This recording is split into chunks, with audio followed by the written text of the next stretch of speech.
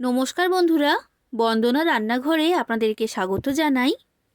সর্ষে পোস্ত দিয়ে পাবদা মাছের ঝাল তো অনেক বানিয়ে খেয়েছেন, তাই আমি আপনাদের সাথে একটু অন্য রকমের পাবদা মাছের একটা দুর্দান্ত স্বাদের রেসিপি শেয়ার করছি। এটা তৈরি করা খুবই সহজ, ঘরে থাকা মাত্র কয়েকটা উপকরণ দিয়ে তৈরি করা হয়ে যায় আর খুবই কম সময় লাগে এটা তৈরি হতে। আমার আজকের রেসিপি পাবদা মাছের তেল ঝাল। তাহলে আর দেরি না করে আজকের রেসিপিটা শুরু করা যাক। আর আপনারা যদি আমার চ্যানেলে নতুন এসে থাকেন তাহলে আমার চ্যানেলটা সাবস্ক্রাইব করার জন্য অনুরোধ রইল। এই পাবদা মাছের রেসিপিটা তৈরি করার জন্য আমি এখানে 6টা পাবদা মাছ নিয়েছি। মাছটাকে ভালো করে পরিষ্কার করে ধুয়ে নিয়েছি। এবার মাছের মধ্যে দিয়ে দিচ্ছি হাফ চামচের মতো হলুদের গুঁড়ো আর হাফ চামচের মতো লবণ। এবার লবণ আর হলুদটাকে মাছের গায়ে ভালো করে লাগিয়ে নিতে হবে।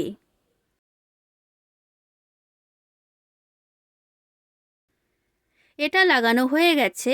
এবার দিয়ে দিচ্ছি সর্ষের তেল, আর তেলটাকেও ভালো করে মাছের গায়ে লাগিয়ে নিচ্ছি। সর্ষের তেলটা ভালো করে মাছের গায়ে লাগানো হয়ে গেছে। এবার পাবদা মাছটা আমি ভেজে নেব। তার জন্য গ্যাসের মধ্যে একটা কড়া গরম হতে বসিয়ে দিয়েছিলাম।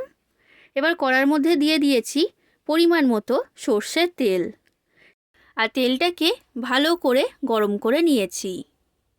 এবার এই গরম তেলের মধ্যে একটা একটা করে পাবদা মাছ আমি দিয়ে দিচ্ছি।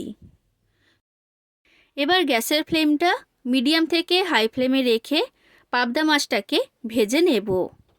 আর এইখানে আমি দুইবারে মাছটাকে ভাজবো, কারণ একসাথে সব মাছ কড়ার মধ্যে ধরবে না। দেখুন বন্ধুরা, এই পাবদা মাছটা আমার ভাজা হয়ে গেছে, আর একটু লাল করেই মাছটাকে ভেজে নিয়েছি। এবার তেলের মধ্যে থেকে মাছটাকে তুলে নিলাম। ঠিক একই রকমভাবে আমি বাকি মাছগুলোকেও ভেজে নেব। তো সব মাছ আমার ভাজা হয়ে গেছে। এখন গ্যাসের ফ্লেমটা আমি বন্ধ করে দিয়েছি। এবার আমি এখানে একটা মিক্সি জার নিয়েছি। এবার মিক্সি জারের মধ্যে দিয়ে দিচ্ছি দুটো বড় সাইজের পেঁয়াজ কুচি, আর এরপর দিচ্ছি দুটো মাঝারি সাইজের টমেটো কুচি। এবার পেঁয়াজ আর টমেটোর একসাথে পেস্ট তৈরি করে নেব।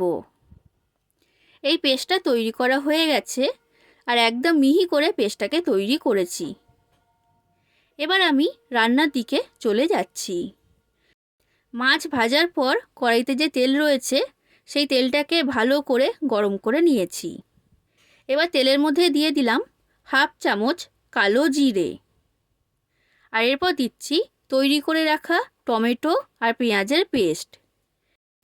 এবার এই পেস্টটাকে প্রথমে ভালো করে ভেজে নিতে হবে, না হলে কিন্তু কাঁচা গন্ধ বের হবে। তো দেখুন বন্ধুরা, এই পেস্টটা আমার ভাজা হয়ে গেছে। এবার দিয়ে দিচ্ছি 1 চামচ আদা রসুন বাটা, আর আদা রসুনটাকেও এর সাথে ভালো করে ভেজে নিতে হবে। সব কিছুকে ভালো করে ভেজে নিয়েছি।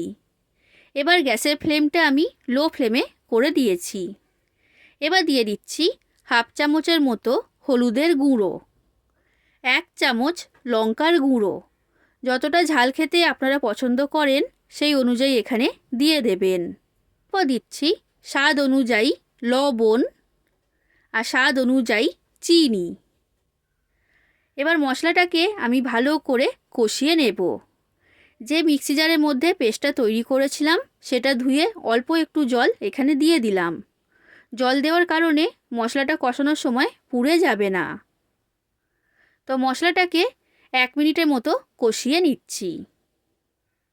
মশলাটা কষানো হয়ে গেছে, এর মধ্যে থেকে তেল বের হতে শুরু করে দিয়েছে। এবার দিয়ে দিচ্ছি ফেটিয়ে রাখা টক দই। আমি এইখানে বড় চামচের 2 চামচ টক দই দিয়েছি। এবার টক দইটাকে ভালো করে এর সাথে মিশিয়ে নিলাম। আর যে বাটির মধ্যে টক দইটা রেখেছি সেটা ধুয়ে একটু জল এর মধ্যে দিয়ে দিয়েছি।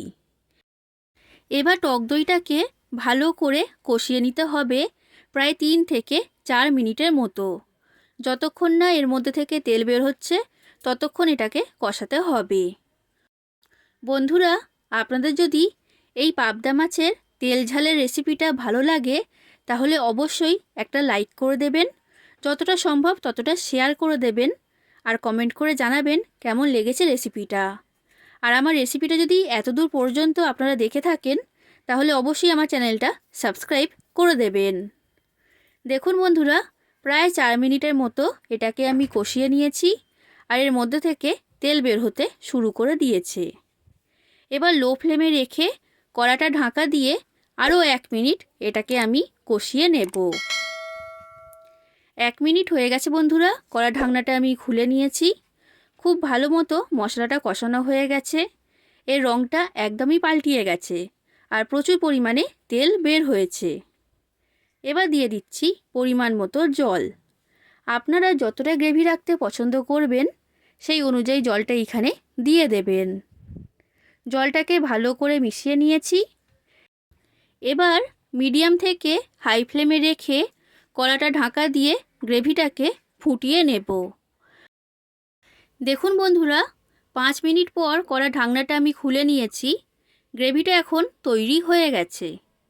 এবার ভেজে রাখা পাবদা মাছগুলো একটা একটা করে গ্রেভির মধ্যে দিয়ে দিচ্ছি। সব মাছগুলো এর মধ্যে দেওয়া হয়ে গেছে। এবার দিয়ে দিচ্ছি 4টে চেরা কাঁচা লঙ্কা আর দিচ্ছি ধনেপাতা কুচি। এবার কাঁচা লঙ্কা ধনেপাতাটাকে ভালো করে এর সাথে মিশিয়ে নিলাম। এবার মিডিয়াম ফ্লেমে রেখে কড়াটা ঢাকা দিয়ে 2 থেকে 3 মিনিট গ্রেভিটাকে ফুটিয়ে নেব। মাছ দেওয়ার পর খুব বেশি এটাকে রান্না করা যাবে না, তখন কিন্তু মাছটা ভেঙে যেতে পারে। তো দেখুন বন্ধুরা, 2 থেকে 3 মিনিট পর কড়া ঢাকনাটা আমি খুলে নিয়েছি। পাবদা মাছের তেল ঝাল এখন প্রায় তৈরি হয়ে গেছে।